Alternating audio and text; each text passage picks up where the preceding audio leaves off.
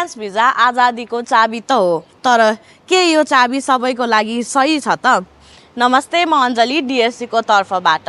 तपाईहरू पनि दुबई आउँदै हुनुहुन्छ, फ्रिलान्स भिजा प्रोसेस गर्दै हुनुहुन्छ भने चाहिँ यो भिजाले तपाईँलाई फ्रिडम दिन्छ, तर त्यो फ्रिडमको साथसाथमा तपाईँले अर्निङ गर्न सक्नुहुन्छ कि सक्नुहुन्न सबै कुरा हजुरहरूले पहिला नै प्रिपेयर भएर माइन्डसेट बनाइसक्नु पर्ने हुन्छ। भिजा मात्र लिएर भएन कि त्यो भिजाबाट तपाईँले लाभ उठाउन सक्नुहुन्छ या फिर सक्नुहुन्न, त्यो पनि आफूले माइन्डसेट गर्नुपर्ने हुन्छ।